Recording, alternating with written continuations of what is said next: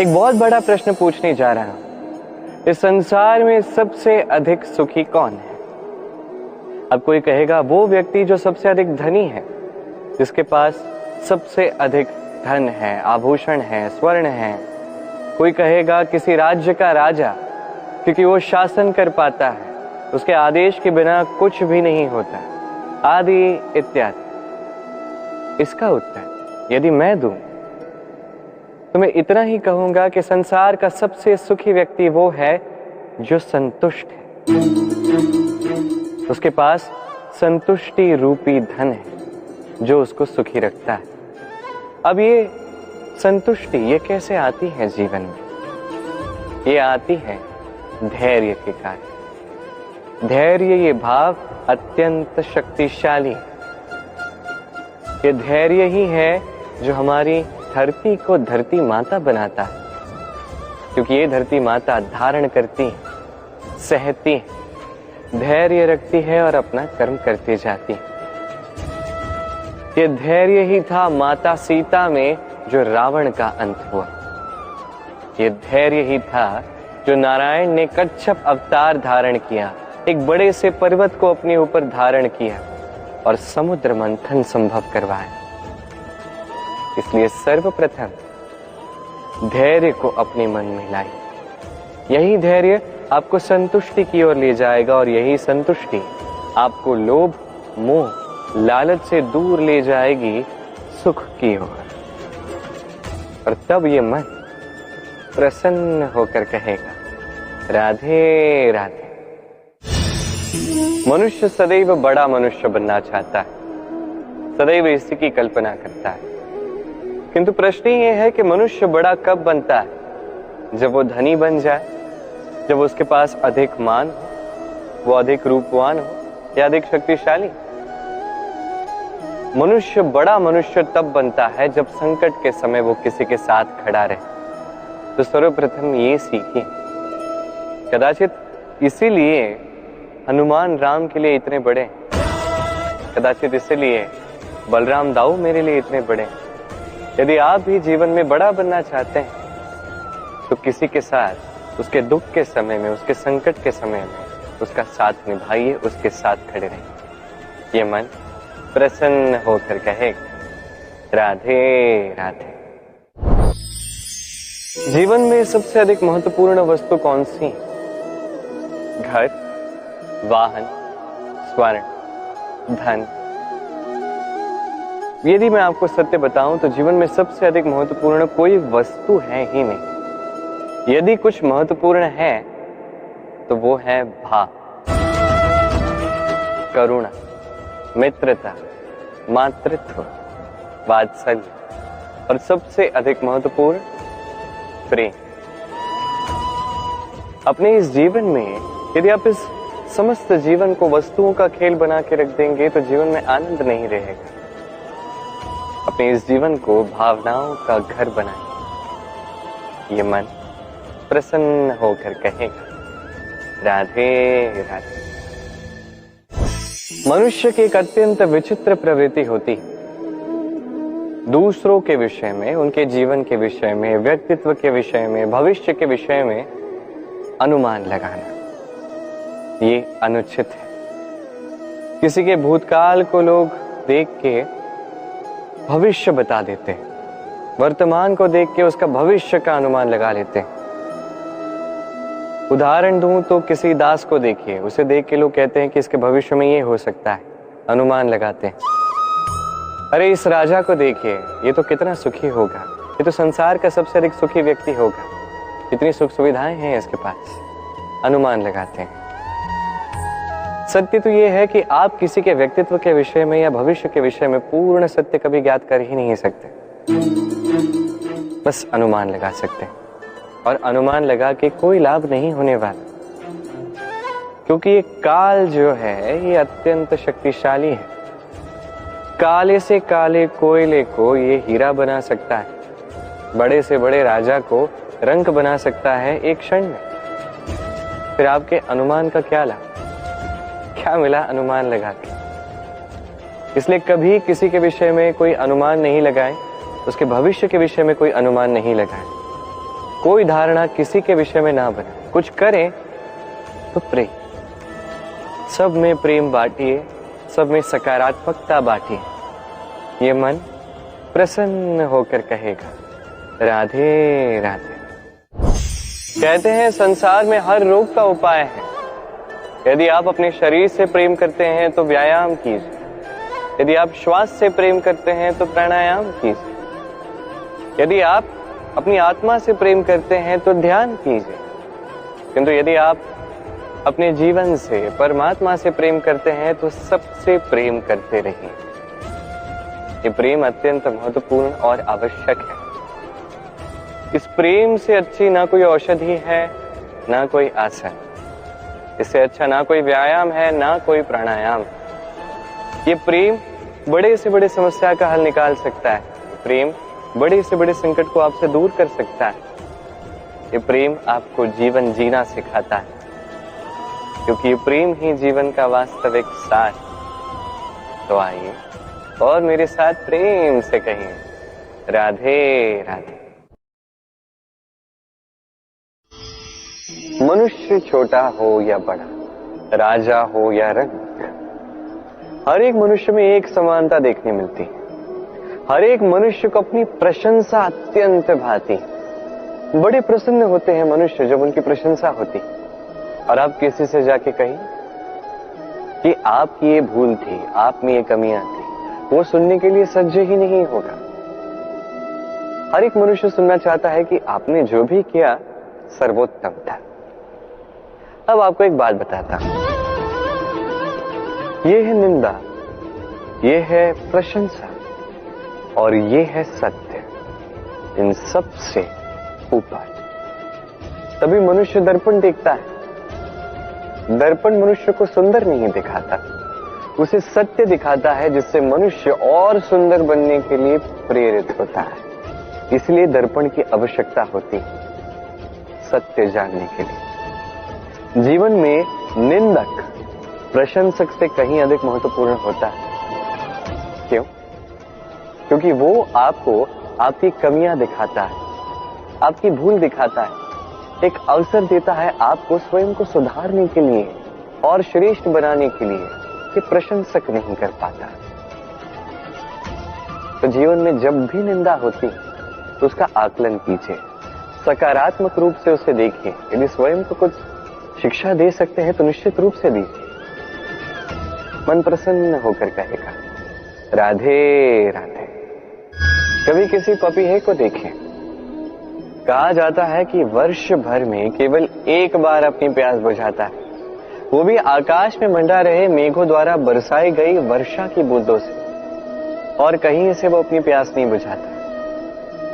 पूरे वर्ष भरी गर्मी सहता है, भरी सर्दी सहता है, बस एक आस में कि वर्ष में एक बार वो मेघ आएंगे, वर्षा करेंगे और मेरी प्यास को बुझा देंगे।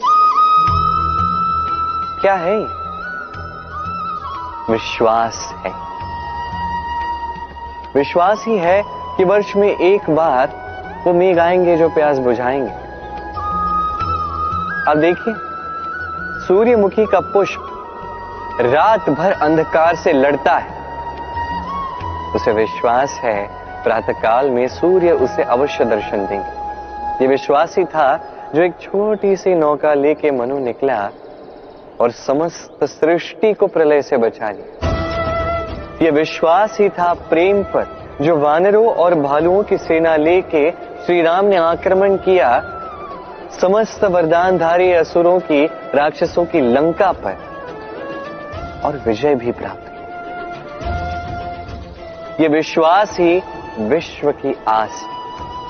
विश्वास कीजिए कि आप सर्वश्रेष्ठ हैं और कर्म करते जाइए बस। इस विश्वास की आस ही आपको प्रतिबल प्रदान करेगी। ये मेरा विश्वास है। आइए और मेरे साथ प्रेम से कहिए राधे राधे। सुंदरता, मनुष्य अपनी सुंदरता के विषय में कितना सोचता है। चाहता है कि वही सबसे अधिक रूपवान दिखे, सबसे अधिक सुंदर दिखे, किंतु सुंदरता की परिभाषा क्या है, क्या वो जानता है? किसी माता से पूछिए, उसके लिए सुंदरता की परिभाषा उसकी संतान। भक्त से पूछिए, उसके लिए सुंदरता की परिभाषा उसके भगवान। श्री राम से पूछिए, उनके लिए सुंदरता की परिभाषा हनुमान है। टूटी हुई हनु, फूला हुआ मुंह, कहने को वानर, लंबी पूंछ, इतने भोले कि उन्हें अमूल्य मणियों की माला दी तो उसे तोड़ के उसमें श्री राम ढूंढ रहे हैं। किंतु भाव कितना सुंदर। उनका मानना ये कि भले इस संसार के सबसे अमूल्य मणियों से ये माला बनी हो, यदि इसमें श्री राम नहीं है तो इसका कोई अर्थ नहीं है। सुंदरता रूप में नहीं, भाव में निहित होती है। यदि आप सुंदरता प्राप्त करना चाहते हैं तो इस सुंदरता को कर्मों में लाइए, भाव में, विचारों में लाइए। ये सुंदरता आप ही के साथ रहे। और यदि आप सुंदरता को रूप में ढूंढते हैं तो वो कुछ ही क्षणों की बात है। वो सुंदरता समय के साथ पुनः लौट जाएगी। सुंदरता पानी ही है, ढूंढनी ही है तो हृदय में ढूंढिए, कर्मों में ढूंढिए। मन प्रसन्न होकर कहेगा, राधे राधे।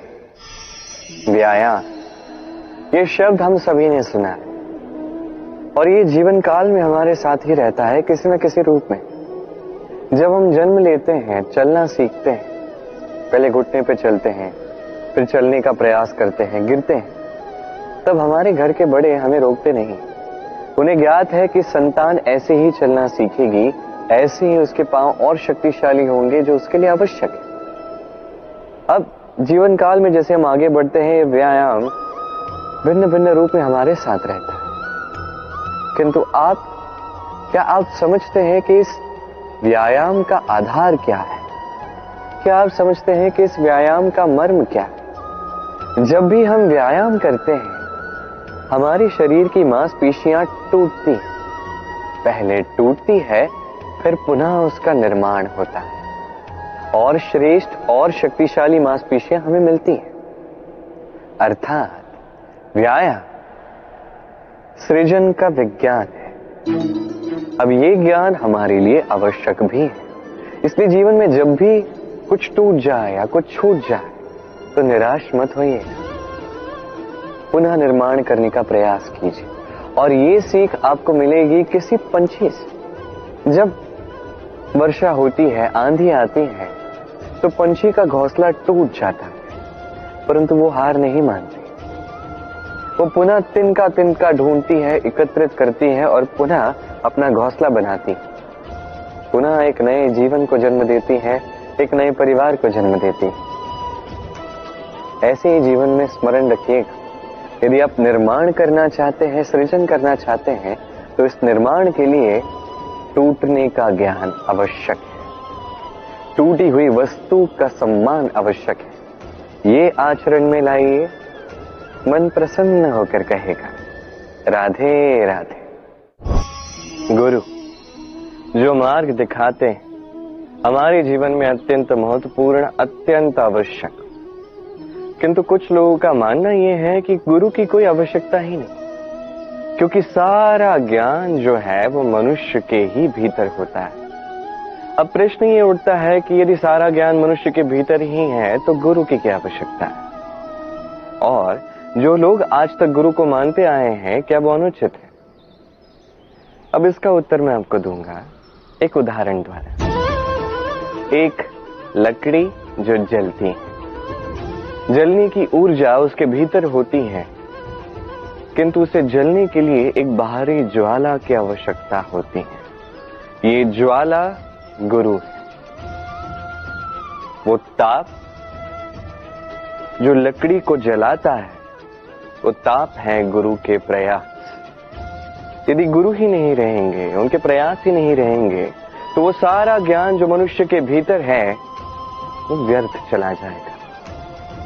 यदि आपके जीवन में आपके साथ गुरु हैं, आपका मार्गदर्शन कर रहे हैं, आपके भीतर के ज्ञान को बाहर निकाल रहे हैं, तो उसका सम्मान कीजिए और मेरे साथ प्रेम से कहिए, राधे राधे।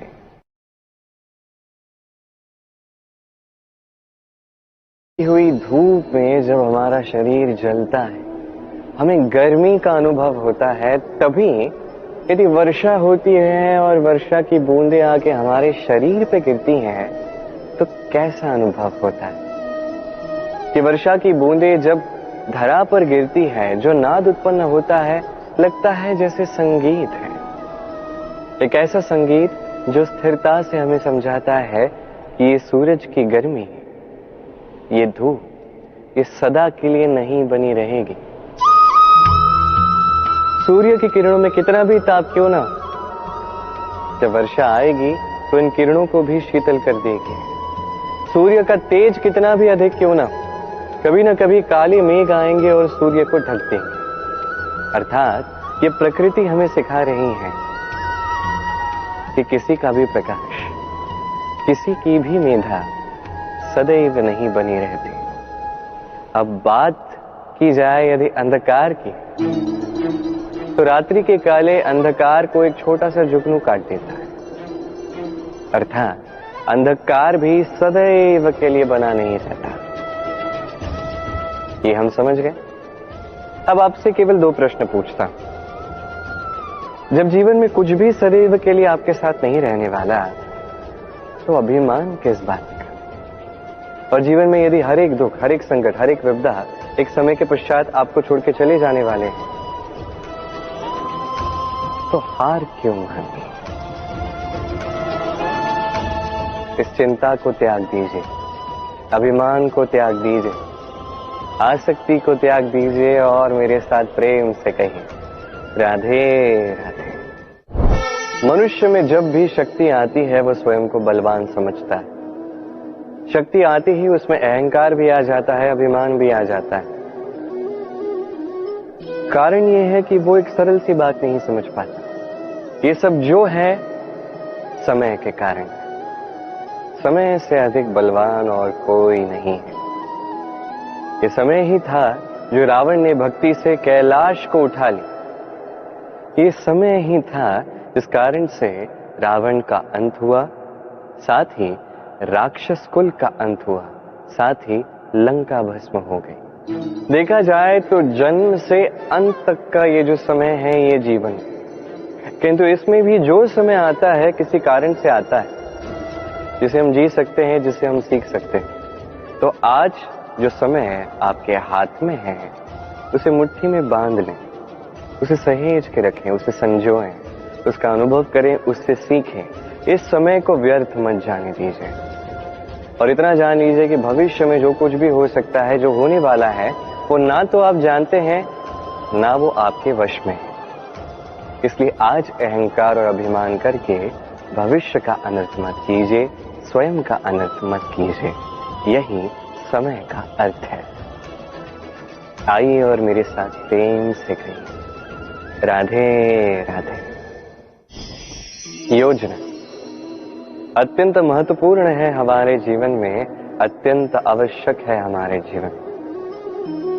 किंतु योजना कितनी लंबी होनी चाहिए, अर्थात इस योजना के विषय में आपको कितना सोचना चाहिए और कितने आगे के विषय में सोचना चाहिए। अब दूरदर्शिता अत्यंत श्रेष्ठ गुण है मनुष्य में, किंतु दूर की देखने में इतना मत उलझ जाइए कि निकट क्या है ये आप देख ही ना पाए। आज की छोड़ के अब केवल भविष्य के विषय में सोचते रहते हैं, ये अनुचित है। अब देखिए, योजना बनाइए किंतु उससे अधिक रहिए। इस क्षण का कुछ ज्ञात नहीं और आने वाले वर्षों के विषय में हम सोचते जाते हैं। मैं ये अनुभव करूंगा, ये आनंद प्राप्त करूंगा, वो करूंगा, ये करूंगा। ये अनुचित है। योजित कीजिए, नियोजित कीजिए आज को, वर्तमान को, इस क्षण को। जीवन का वास्तविक आनंद भी यही है। जीवन जीने का सबसे अधिक श्रेष्ठ मार्ग भी यही। आइए और मेरे साथ प्रेम से कहिए, राधे राधे। आपत्ति आपको त्रस्त करके रख सकती है, परंतु ये आपत्ति हर एक के जीवन में किसी कारण से होती है। ये आपको दिखाती है कि आपकी क्या कमियां हैं, क्यों है। ये आपत्ति वो माध्यम है जिससे आप अपनी दुर्बलता को सबलता में बदल सकते हैं। किसी पुष्प को ही देखिए, एक पुष्प उसकी छाती में जब सुई छेद करके पार हो जाती है तभी तो हमारे प्रभु के लिए फूलों की माला बनती है। इसलिए कभी भी इस आपत्ति से भयभीत मत होइए, इससे दूर मत जाइए, इसका स्वागत कीजिए। समझिए ये आपत्ति क्यों है। आपत्ति को समझेंगे तभी जीवन को समझ पाएंगे, जीवन को समझ पाएंगे तभी आपत्ति को संपत्ति में बदल सकते हैं। आइए और मेरे साथ प्रेम से कहिए, राधे राधे। पुरुषार्थ। शास्त्रों में 4 पुरुषार्थ बताए गए। पहला है धर्म। तो अब जानते हैं कि ये धर्म क्या है। आपको क्या लगता है धर्म क्या है? क्या किसी विशेष ईश्वर को मानना धर्म है, या किसी विशेष रीति का पालन करना धर्म है, या किसी विशेष साहित्य को सर्वश्रेष्ठ मानना धर्म है? नहीं, धर्म वो है जिसे धारण किया जा सके, और धारण केवल उसे किया जाता है जो पवित्र हो। पवित्र उसे कहा जाता है जो निस्वार्थ हो, जिसमें शासन की कोई चाह ना हो, जो सहजता से बहता रहे, जलवायु की भांति। जब कोई व्यक्ति धर्म धारण करता है और वो धर्म उस व्यक्ति की रक्षा करता है तो उसे धर्म कहते हैं। धर्म जो रक्षा करता है अहंकार से, बुरे विचारों से। इसलिए पुरुषार्थ बनने से पूर्व, धर्म का पालन करने से पूर्व, धर्म का उचित मर्म क्या है ये समझ लीजिए। जान लीजिए कि हर धर्म का आधार, हर धर्म का मूल केवल प्रेम है। आइए और इसी प्रेम के साथ कहें, राधे राधे।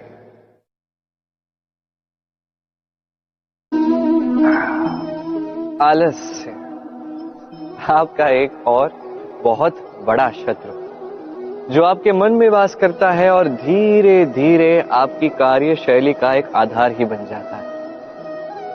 हर कार्य में देरी करना, यह है आलस्य जो सब कुछ नष्ट कर सकता है। ये कार्य आज नहीं हुआ, कोई बात नहीं, कल कर लेंगे। प्रकृति हमें ये नहीं सिखाती। सोचिए यदि सूर्य ये कहने लगे कि कल उदित नहीं होते, कुछ दिनों पश्चात उदित होते हैं, तो क्या होगा? समस्त पृथ्वी का नाश हो जाएगा, है कि नहीं? देखिए इस आलस्य पे एक बहुत सुंदर कहावत है, आलस्यस्य कुतो विद्या। अर्थात जो आलस करता है उसे विद्या नहीं मिलती, ज्ञान नहीं मिलता। अब जिसके पास ज्ञान नहीं वो धन अर्जित नहीं कर पाता, उसके जीवन में सुख संसाधनों का अभाव होता है, मित्रों का अभाव होता है। जहां सुख संसाधन नहीं, मित्र नहीं, अपने लोग नहीं, ज्ञान नहीं, वहां आनंद कैसे वास करेगा? इसलिए कहा जाता है जो कर्म करता है वही संसार का कोई भी सुख हो उसे भोग सकता है। तो कर्म कीजिए, समय का सम्मान कीजिए, इस आलस्य पे विजय प्राप्त कीजिए। और मेरे साथ प्रेम से कहिए, राधे राधे। क्रोध आपके भीतर का एक और शत्रु। ये क्रोध क्या है? आपके मन की एक भावना है जो आप ही के मन में उत्पन्न होती है। ये मन आत्मा से जुड़ा होता है। अब एक भावना जो आत्मा से जुड़ी है, इसे अनुचित क्यों कहा जाता है? समझने का प्रयास कीजिए। क्रोध कभी कभी आवश्यक भी होता है, विशेष रूप से तब जब आप एक उचित पक्ष में खड़े हैं, सामने वाला अधर्म के पक्ष में खड़ा है और वो विनम्रता से ना माने। जैसे श्री राम क्रोधित हुए थे सागर पर, वो उचित है, और तब तक उचित है जब तक आप क्रोध को साध सकें। यदि क्रोध आपको साधने लगा तो परिस्थिति कुछ ऐसी हो जाती है। सामने एक व्यक्ति है जिसे क्रोधवश आप हानि पहुंचाना चाहते हैं। आपने एक अंगारा उठाया, अभी अंगारा सामने वाले को हानि पहुंचाने से पूर्व स्वयं आपके हाथ को जलाता है। बस क्रोध यही करता है, सर्वप्रथम आपका नाश करता है, आपका विवेक हर लेता है, आप अपना नियंत्रण खो देते हैं, सब कुछ बिगड़ जाता है। अधिकतर लोग क्रोध में ऐसे निर्णय लेते हैं जो उन्हीं के विनाश का कारण बनते हैं। अब कुछ लोग कहते हैं कि हमारे जीवन में इतनी पीड़ा है, इतने संकट है कि क्रोध आ ही जाता है। ऐसे समय पर उचित यही है कि आप स्वयं को इस क्रोध से दूर करें और फिर समस्या का निवारण करें, क्योंकि यही निवारण आपके जीवन को एक श्रेष्ठ स्तर पर ले जाएगा।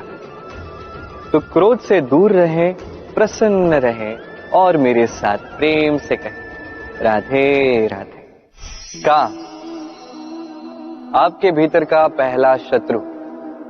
अधिकतर लोग काम को वासना ही समझ बैठते हैं, किंतु ये संपूर्ण सत्य नहीं। काम का अर्थ है कामना। अब साधारण सी बात है, मनुष्य शरीर है, मन है, तो कामना तो अवश्य आएगी। देखना यह है कि ये कामना दुष्कामना है या सत्कामना। किसी और की वस्तु पर दृष्टि डालना, किसी और व्यक्ति पर दृष्टि डालना, किसी अनुचित वस्तु पर दृष्टि डालना, ये दुष्कामना है। और ये दुष्कामना व्यक्ति से दुष्कर्म करवा के ही रहती है। स्मरण रखिएगा, जो व्यक्ति अपनी कामनाओं पर नियंत्रण रख पाता है वो उचित मार्ग पे भी रहता है, उचित लक्ष्य पे भी पहुंचता है। जो कामनाओं पर नियंत्रण रख नहीं पाता वो मार्ग भी भटक जाता है, लक्ष्य भी भटक जाता है। तो ध्यान रखिएगा, अपनी कामनाओं पर नियंत्रण रखिए, काम इस शत्रु पर विजय प्राप्त कीजिए और मेरे साथ प्रेम से कहिए राधे राधे। आज आरंभ करते हैं धन लक्ष्मी से। धन लक्ष्मी की कथा आज सुनते हैं। तो ये कथा है त्रेता युग की। साकेत नगरी में एक अत्यंत पराक्रमी राजा थे और ये राजा श्री राम के पूर्वज थे। इस पराक्रमी राजा का नाम त्रिशंकु था। हुआ कुछ ऐसा कि ऋषि विश्वामित्र और ऋषि वशिष्ठ, इन दोनों में युद्ध हुआ। अब ऋषि वशिष्ठ ने राजा त्रिशंकु से सहायता ली और इस युद्ध में विजय प्राप्त कर ली। अब इस पराजय से अपमानित होकर ऋषि विश्वामित्र गहन तपस्या के लिए वन में चले गए। जब ये पूर्ण युद्ध हुआ और विजय प्राप्त हुई, तब राजा त्रिशंकु भेंट करने पहुंचे ऋषि वशिष्ठ के पास। अब मनुष्य के समीप कितना भी धन हो, कितना भी बल हो, कितनी भी सुख सुविधाएं क्यों ना हो, यदि उसमें लोभ आ जाए तो वो लोभ कभी नहीं रुकता जब तक वो स्वयं ना रोके। अब राजा त्रिशंकु ने लोभ में आके क्या किया, वो गए ऋषि वशिष्ठ के पुत्र के पास, उनसे सहायता मांगी। अब ऋषि वशिष्ठ के पुत्र ने जो श्राप दिया वो भी समय के साथ सत्य सिद्ध हुआ। जैसे जैसे समय बीतता गया, राजा त्रिशंकु ने अपना बल खो दिया, अपना राज्य खो दिया, अपना सारा धन खो दिया, वृद्ध हो गए। सब कुछ खोने के पश्चात वो ऐसे ही वन में एक दिन भटक रहे थे कि उन्हें तपस्या करते हुए ऋषि विश्वामित्र दिखे। वो तुरंत ही उनके पास गए, उन्होंने उनके चरण पकड़ लिए, उनसे विनती की कि कृपा करके ऋषि वशिष्ठ और उनके पुत्र के श्राप से उन्हें मुक्त किया जाए। अब ऋषि विश्वामित्र, ऋषि वशिष्ठ का नाम सुनते ही वो अपमानजनक पराजय उन्हें स्मरण आ गई और अब ऋषि विश्वामित्र को अपने प्रतिद्वंदी से प्रतिशोध लेने का अवसर मिल चुका था। और तब महादेव पहुंचे ऋषि विश्वामित्र के पास, उन्होंने उनसे बात की, उन्हें समझाया। अब जो लोभी होते हैं और स्वयं के लोभ को वो स्वयं नहीं रोकते हैं, उनके साथ कुछ ऐसा ही होता है जैसे राजा त्रिशंकु के साथ हुआ। न स्वर्ग में स्थान मिला और अपना स्थान तो उनसे छूट ही गए। कुछ ऐसा ही है राजा त्रिशंकु का स्वर्ग अवश्य मिला, किंतु इसका क्या लाभ है, वो स्वर्ग में पहुंचे भी नहीं, वो बीच में ही अटके रहे, वो भी उल्टे। क्या ऐसा स्वर्ग कोई पाना भी चाहेगा? ये सब होता है लोभ के कारण। जो मनुष्य लोभ करता है उसे इसी प्रकार कोई सुख प्राप्त नहीं होता।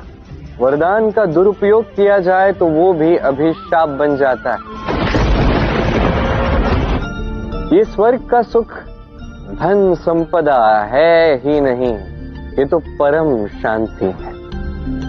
मनुष्य जब ये देह त्याग देता है तो निश्चित रूप से कोई धन या सुख संसाधनों से उसे शांति नहीं मिलती।